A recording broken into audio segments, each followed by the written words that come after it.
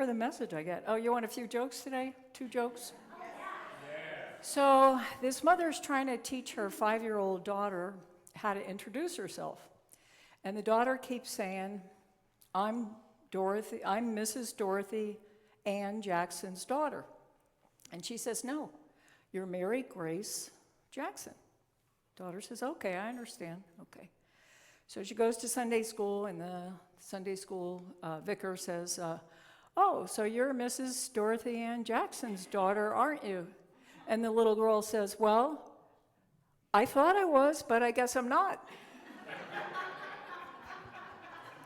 And then this one's been around for a while, but it's really funny in case you haven't heard it.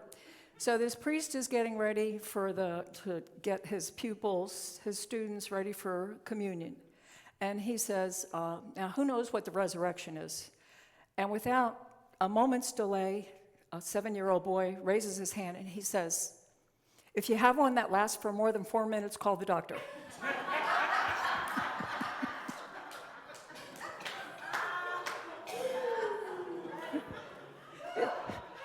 It's amazing what kids know these days, isn't it? Yeah. And of course, the confusion and, when you're 5 or 7 years old and you're trying to understand the world, oh my gosh, yeah. All right, so last month talked about spiritual understanding and how there were 2 parts to spiritual understanding or understanding. There was intellectual understanding, and then there was spiritual understanding where we really take it within and find out the truth that resonates with us. And Phil Pearson, back when I was at the Metaphysical Library, I listened to a series of tapes, and what he did was he coupled the 12 powers together. And I thought, well, that makes really sense, like a lot of good sense to me. So the back of the head, he was like, faith and imagination go together. And then the front of the head, understanding and will go together, power and zeal, love and wisdom, order and strength, and then life and release. And I thought, well, I really like that. He calls them, like, one is an active power and one is a passive power. I don't quite agree with that because I think one is an internal power where we're processing things and then we put it out into the world. So understanding when we truly have spiritual understanding that we have taken it in ourselves and we have deciphered through ourselves and our higher guidance what the truth is. And then what we do is we want to use our will to actually do something with the spiritual understanding that we have. So will is the complement to spiritual understanding. So will is that power that takes what we spiritually understand and then brings it into action in the world. Charles Fillmore, our co-founder of Unity, he describes will not as stubbornness or domination, but as our God-given capacity to choose, to direct, to commit, and then to persevere. He writes, it's the faculty that cooperates and aligns with divine mind. I like that. Will is the faculty or the power that aligns with divine mind. And what's divine mind? Divine mind is love. So when we surrender our will aligned with divine mind, then we're operating from the highest frequency in the universe, love. So understanding is we listen, and then will is we do.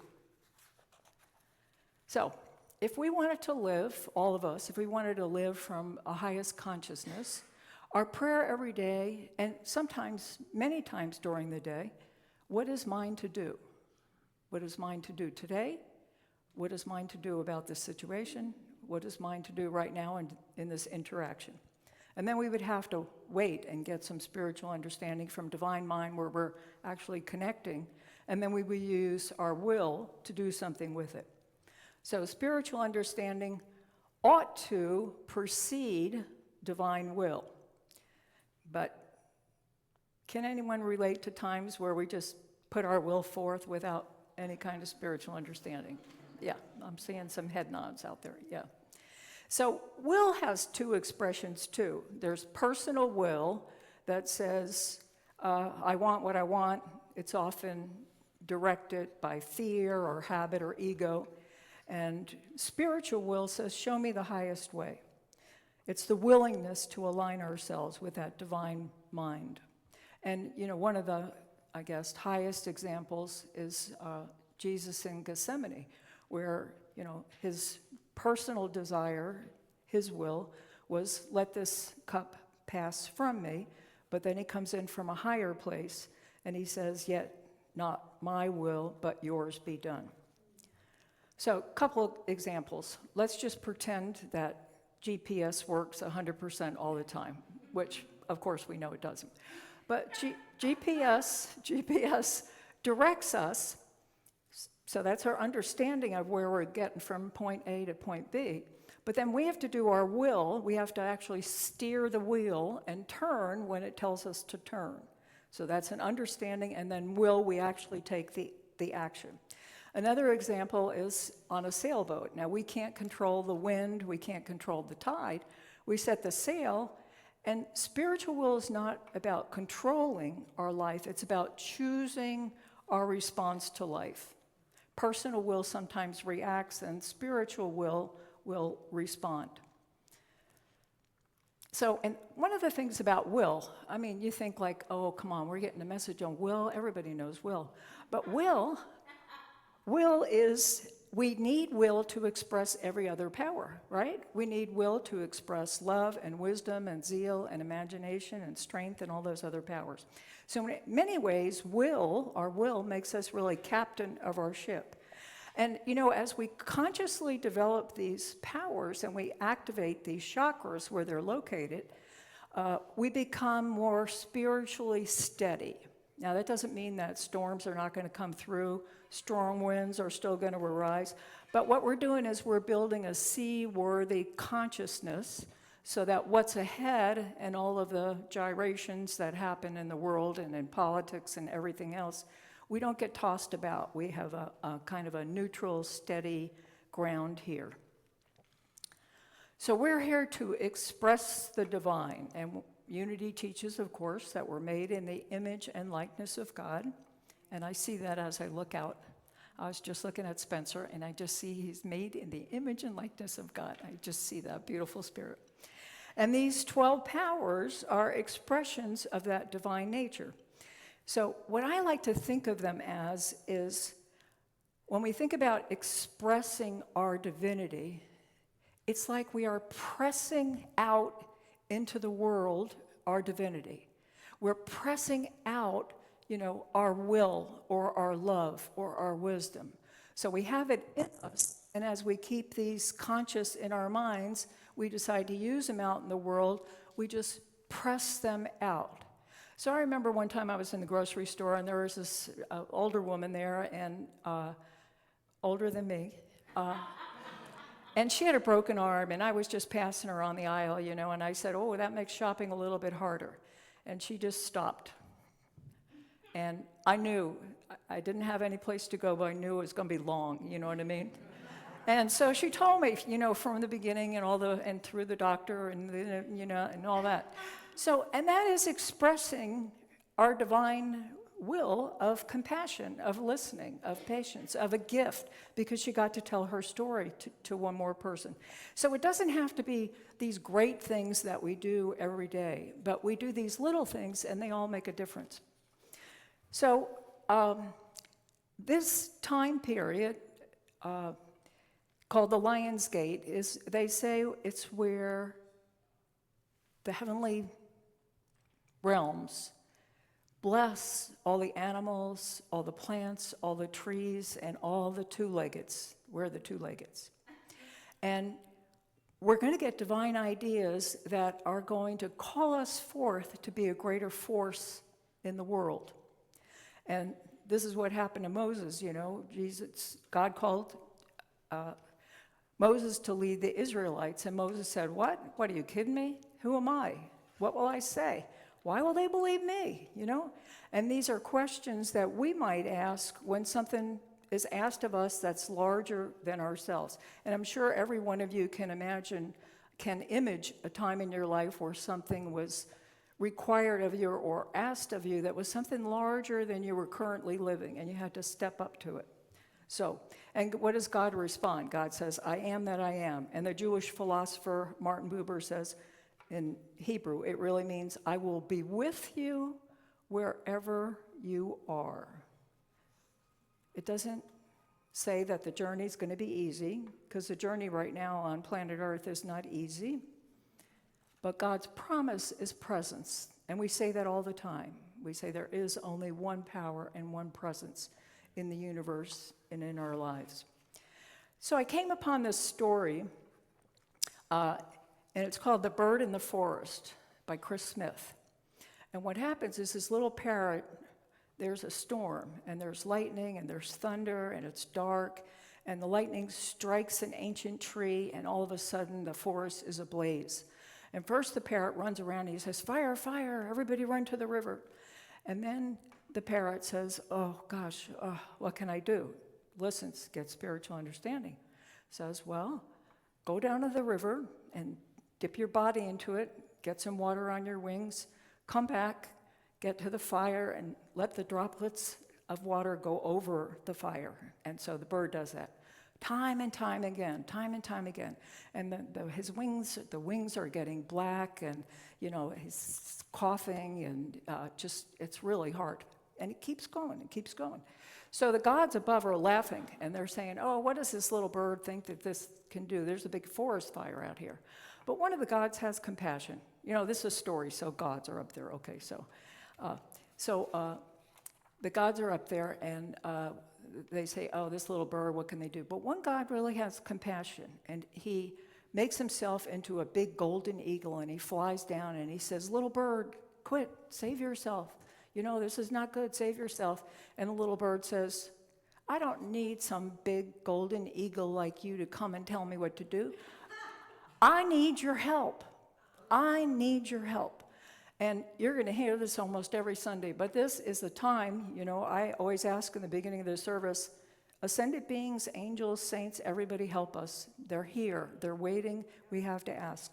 So little bird asks for help, and then the eagle says, oh, I don't want to be an eagle anymore. I don't want to be a god anymore.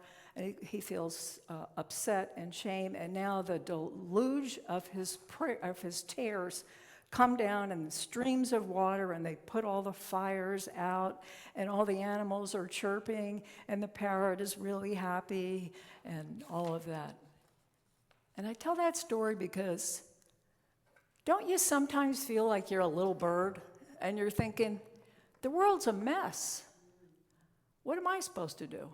But the little bird said, well, I can fly, so I'm going to fly, and I'm going to go down to the river, and I'm going to do my wing thing, and I'm going to spread droplets. Everything we do, every action we take, every time we take a moment of breath to center, every prayer that we make, every call that we make to somebody that we care about, all of it matters. All of the little things matter because they all conjugate into a good consciousness that is shifting the earth.